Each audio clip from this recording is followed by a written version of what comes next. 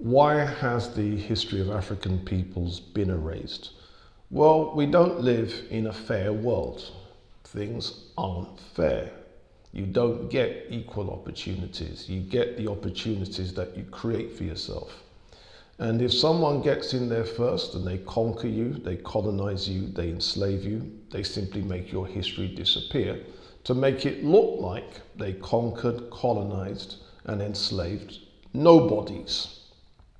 When people have a history, that makes you a somebody. So if you remove the history, you become a nobody. And so your history disappearing, nobody's lamenting the loss of that history. That's why conquerors, colonizers, and enslavers make the people whose history they've conquered, colonized, and enslaved disappear. There are psychological reasons why people would want to associate themselves with a history. There is a link between what someone thinks of themselves, what someone thinks of their people, and their history. Now, scholars talk about personal esteem, that means self-esteem, and then you have interpersonal or group esteem, which is what you think of your group or what you think of your race, racial esteem. Self-esteem and racial esteem are not the same thing. Someone can have very high self-esteem where they think highly of themselves and very low racial esteem where they think very badly of other black people.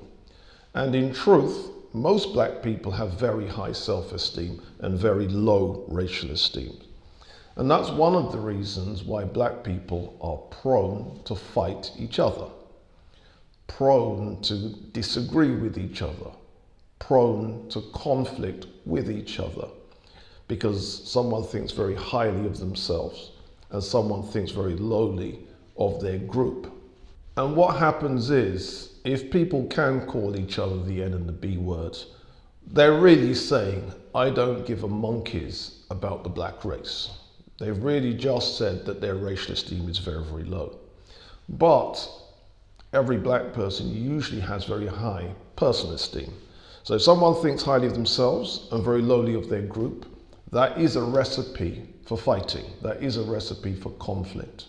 And the way to raise people's racial esteem is to introduce them to their history.